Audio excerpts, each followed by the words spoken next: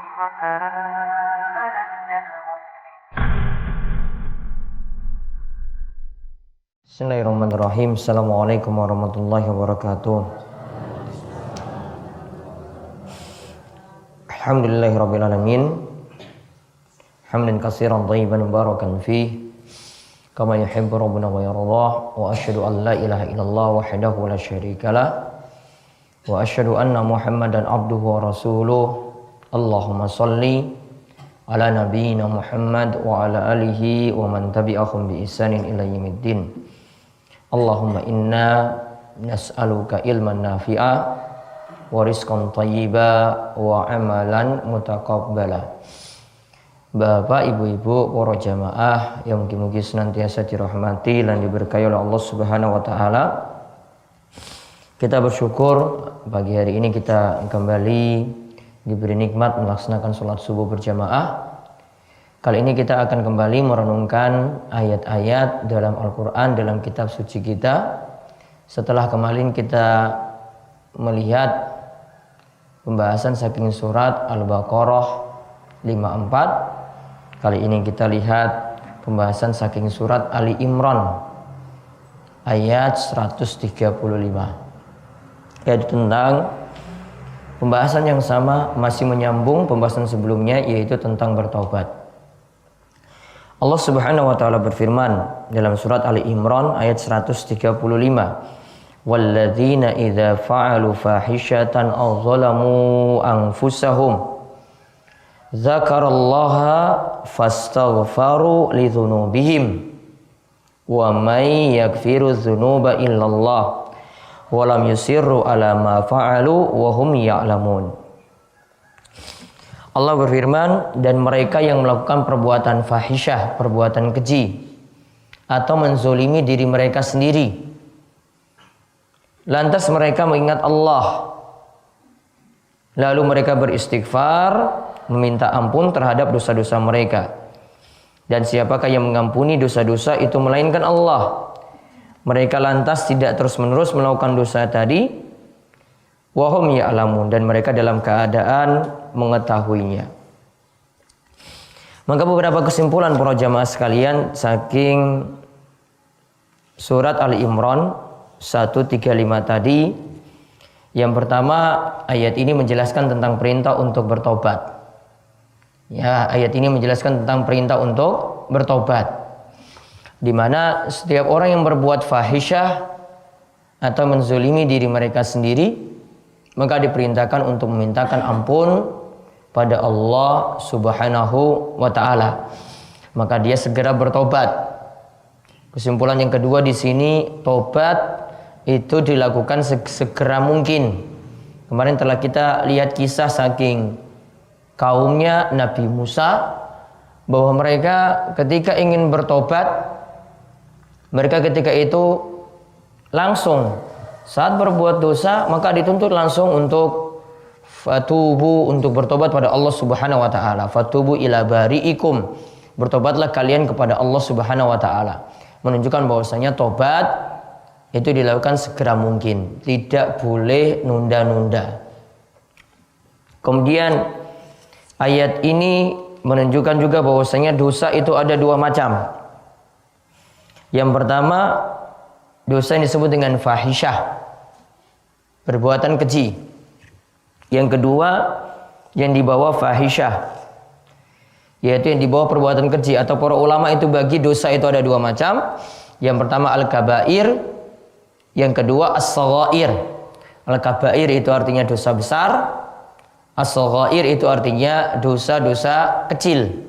Jadi ada dosa besar dan juga ada dosa kecil. Dan para ulama nantinya berbeda pendapat dalam hal ini untuk mendefinisikan atau untuk mengartikan, untuk memahamkan apa yang dimaksudkan dengan dosa besar dan apa yang dimaksudkan dengan dosa kecil.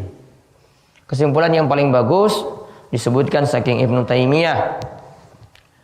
Beliau mengatakan setiap dosa yang ada hukuman khusus di dunia maupun di akhirat, ada hukumannya di dunia atau ada hukumannya di akhirat, maka masuk dalam kabirah, masuk dalam dosa besar.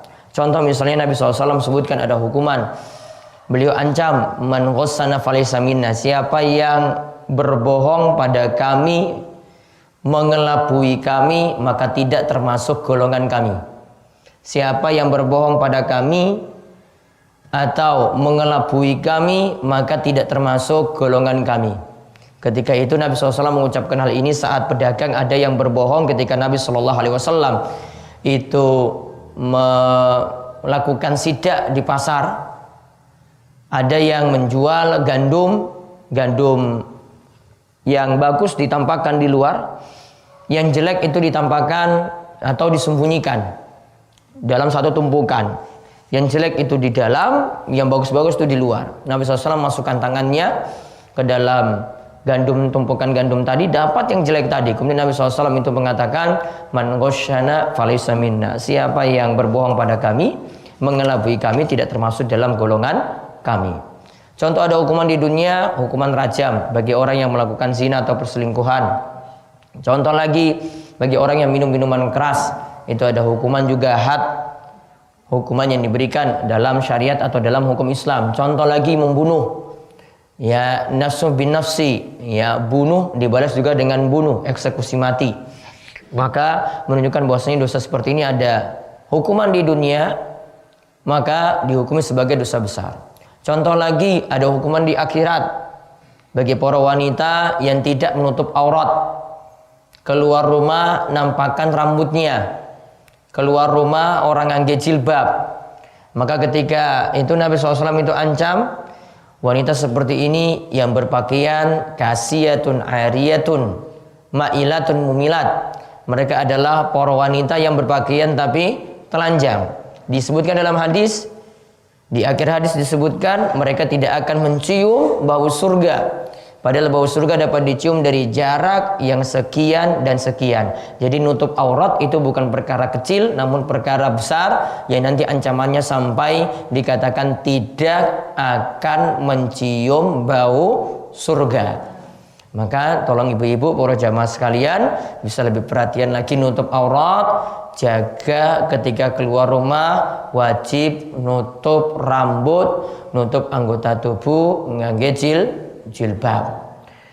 Kemudian ayat ini juga menunjukkan bahwasanya seorang manusia tidaklah maksum. Selain Nabi Sallallahu Alaihi Wasallam tidaklah maksum. Artinya tidaklah maksum, pasti ada kesalahan. Maka kalau dia berbuat salah, dia diperintahkan untuk meminta ampun dengan segera pada Allah Subhanahu wa taala. Kalau dia berbuat salah, hendaklah dia segera meminta ampun pada Allah Subhanahu wa taala. Kemudian di sini cara bertobatnya bagaimana? Disebutkan dia ketika berbuat fahisha aw zalamu anfusahum zakarullah, maka dia itu mengingat Allah. Mengingat Allah di sini kata para ulama, dari ayat ini dianjurkan untuk melaksanakan sholat sunnah tobat. Karena mengingat Allah di sini yang dimaksudkan adalah dianjurkan melaksanakan sholat sunnah tobat. Ini kesepakatan dari 4 ulama mazhab. Mereka sepakat bahwasanya ayat ini jadi dalil.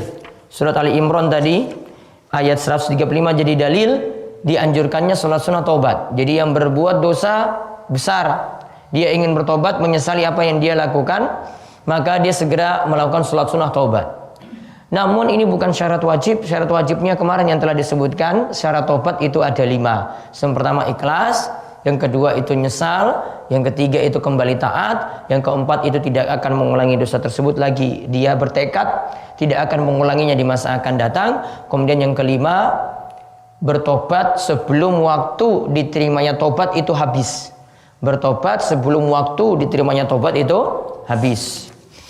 Kemudian di sini juga disebutkan seseorang itu bertobat dengan cara banyak-banyak beristighfar dan meminta ampun pada Allah Subhanahu wa taala. Banyak-banyak baca istighfar, astagfirullah, astagfirullah, astagfirullah. Dan Kanjeng Nabi SAW tuntun kita untuk membaca istighfar minimal sehari itu 100 kali. Kemudian ayat ini juga menunjukkan dosa tidak boleh dilakukan terus-menerus.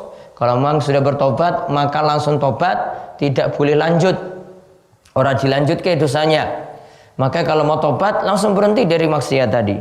Kemudian Ayat ini menunjukkan juga bahwasanya yang menerima tobat itu hanyalah Allah Subhanahu wa taala. Nggih, ini kemauan untuk bahasan kita subuh hari ini, mugi-mugi manfaat. Mugi-mugi Allah Subhanahu wa taala memberikan kita taufik dan hidayah. Ketika kita berbuat salah, segera mintakan ampun pada Allah Subhanahu wa taala. Ketika kita dapat nikmat, kita itu bersyukur. Ketika kita diberikan musibah, kita juga berusaha untuk bersabar, dan seluruh keadaan kita mugi-mugi dalam keadaan yang baik.